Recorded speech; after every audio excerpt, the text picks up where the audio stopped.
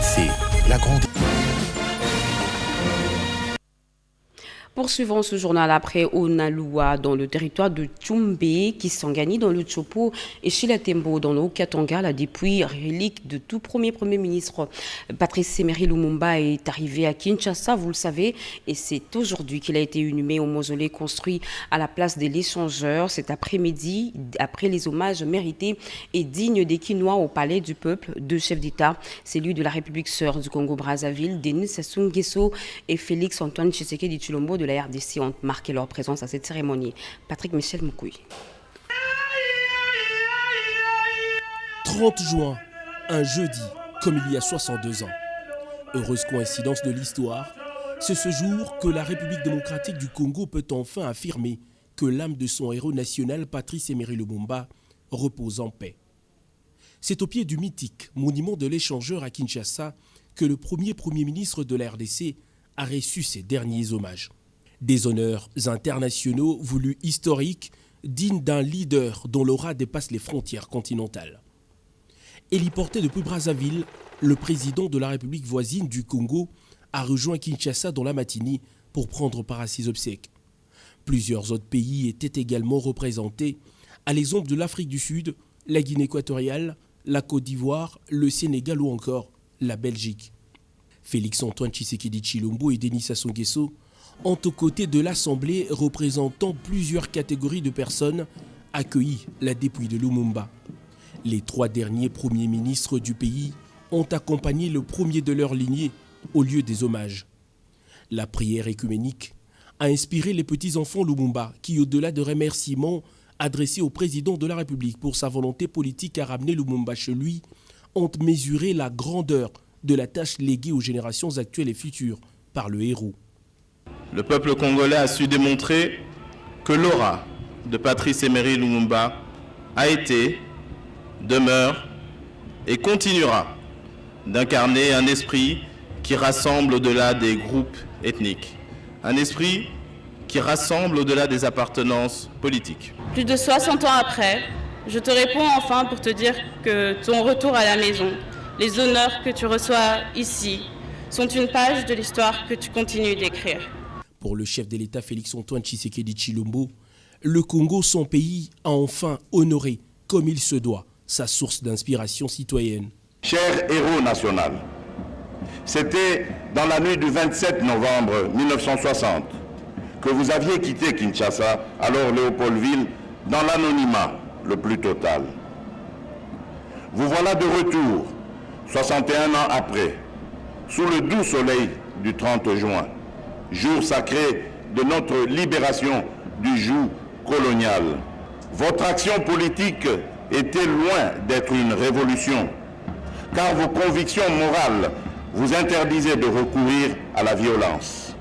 Par cette conviction de non-violence, vous aviez capté la révolution au passage, vous l'aviez marquée de votre sceau et vous l'aviez orientée. En raison de votre audace, avec lequel vous aviez véhiculé des idées anticolonialistes, vous êtes pour nous, nationalistes congolais, et pour les peuples progressistes disséminés ailleurs dans le monde, le symbole de la lutte pour la liberté, l'indépendance et la souveraineté des peuples. Le dépôt de couronne de fleurs devant la dépouille a précédé la longue procession qui a conduit Lumumba vers son lieu de repos.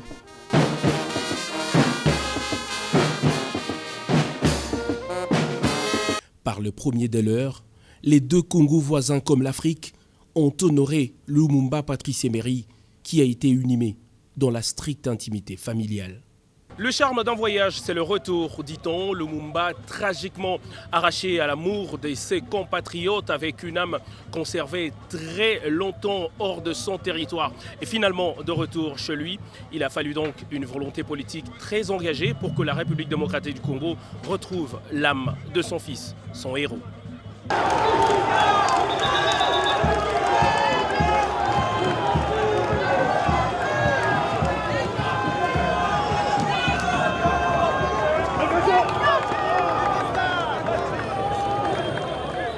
chef d'État qui a participé à la journée historique d'hommage à Lumumba, le président Denis Sassou Nguesso a été reçu en tête-à-tête au Palais de la Nation par son homologue Félix-Antoine Tshisekedi Tshilombo.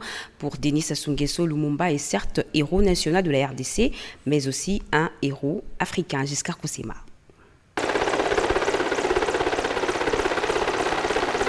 Cinq minutes ont suffi au président Denis Sassou Nguesso pour traverser les fleuves Congo et rejoindre à Kinshasa son homologue Félix-Antoine Tshisekedi Tshilombo, séjour du 30 juin, date de l'indépendance nationale. Embarqués dans une même limousine présidentielle, les deux chefs d'État ont pris la direction du mémorial Patrice Emery Lumumba pour la grande cérémonie d'hommage au héros national et premier ministre de la RDC. Sur place, le président Sassou Nguesso s'est recueilli devant la dépouille relique de cet acteur politique dont l'aura a traversé les frontières nationales. Je dois d'abord remercier vraiment sincèrement mon frère, ami, fils et tout ce que vous voulez, président Tshisekedi, de m'avoir associé à cette cérémonie d'hommage à Patrice Emery Lumumba un certain 30 juin. Et ce n'est pas une affaire de Brazzaville et Kinshasa. Lumumba a été proclamé ici à juste titre héros national. Mais Lumumba pour nous, c'est un héros africain. Lumumba, c'est un héros africain.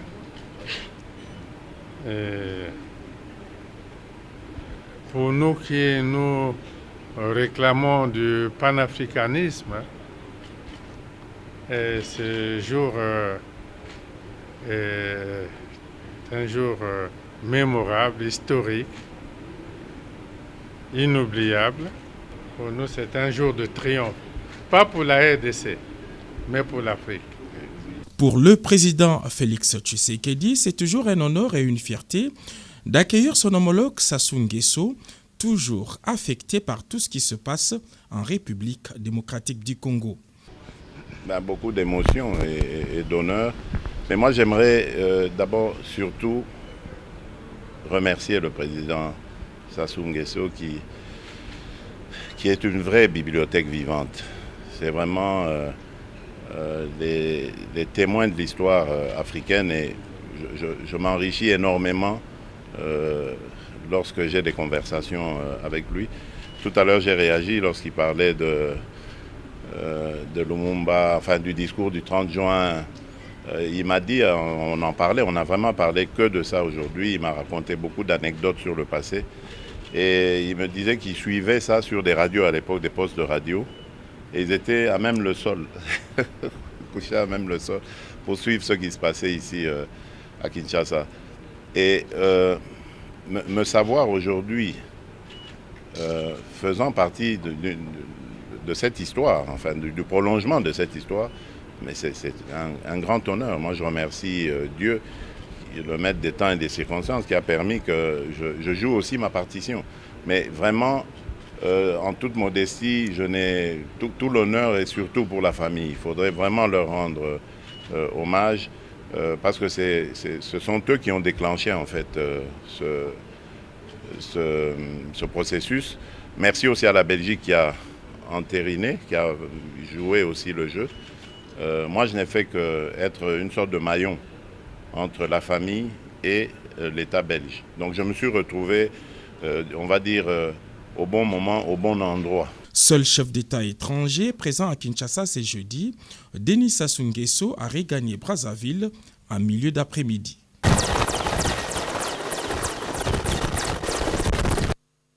Après la cérémonie d'inhumation de Patrice Emery Lumumba, le président de la République et son épouse ont assisté au chapiteau de l'Union africaine à un culte d'action de grâce. Les images dans ce journal. 80 ans de colonisation, traitements inhumains, travaux forcés, une éducation de soumission. C'est une suite d'événements que Blaise Bokokia retrace en remontant le temps dans cette chronique que je vous propose à suivre. Indépendance, 30 juin 1960, 30 juin 2022. Cela fait exactement 62 ans depuis l'accession de la République démocratique du Congo à l'indépendance, alors ancienne colonie belge. Avant d'arriver à cette souveraineté nationale, bien des choses se sont passées entre la conférence de Berlin, convoquée par Bismarck en 1885, et la proclamation de l'indépendance de la République démocratique du Congo le 30 juin 1960. Le devoir de mémoire nous oblige de rappeler que la conférence de Berlin avait pour but de régler pacifiquement le partage de l'Afrique noire.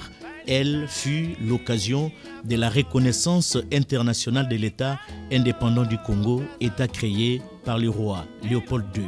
Au cours de ce rendez-vous international pour le partage de l'Afrique noire, 14 nations y furent représentées. L'Allemagne, l'Autriche, la Hongrie, la Belgique, le Danemark, l'Espagne, les États-Unis d'Amérique, la France, la Grande-Bretagne, l'Italie, le Pays-Bas, le Portugal, la Russie, la Suède et la Turquie. De toutes ces nations, la Belgique sera 22 ans plus tard la seule métropole à acquérir en Afrique une colonie près de 100 fois plus grande que son territoire national. De 1885 à 1960, la République démocratique du Congo est restée pendant 80 ans sous le joug colonial belge. Que de sévices, que de tortures, que de maltraitance, l'homme congolais était chosifié, allusion faite à la fameuse expression macaque, entendez, singe pour identifier les Congolais. 80 ans de souffrances morales qui ont abouti à une véritable révolution mentale, mieux encore à l'éveil de la conscience d'un peuple opprimé, une véritable prise de conscience dont les débuts remontent vers les années 20 avec le groupe de Simon Kimbangu et consorts. La sensibilité des membres de ce groupe éveillera une ardente aspiration à l'indépendance. La lutte menée semblait ne pas entendre que les jours meilleurs pour se muer en révolte. C'est pour cette raison justement que le prophète Simon Kimbangu fut arrêté en 1921 et déporté de son village natal Nkamba dans l'actuelle province du Congo central aux différentes prisons du Grand Katanga.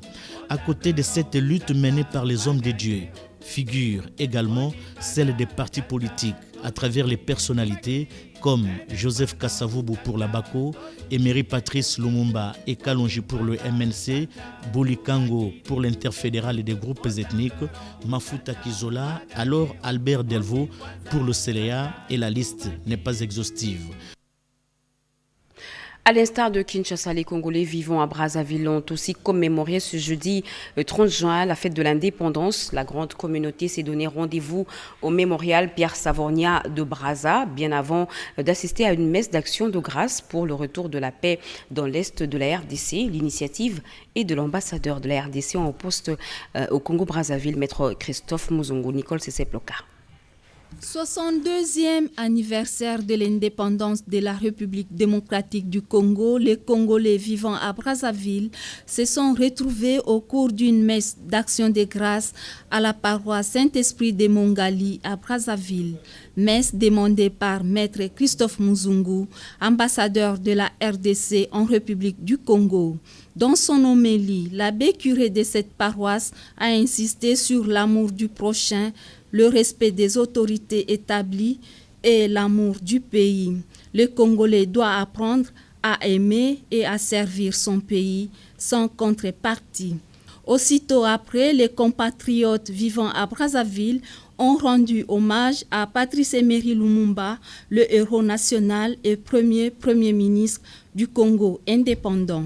Grâce à la volonté d'un homme, son Excellence M. Félix Antoine Tshisekedi Tshilombo, président de la République démocratique du Congo, le retour des reliques de Patrice Emery Lumumba et la mémoire de ses compagnons d'infortune ont réveillé l'attention non seulement de tout le peuple d'Afrique et du monde, mais aussi et surtout touché le cœur sensible de tout humain épris d'amour du prochain.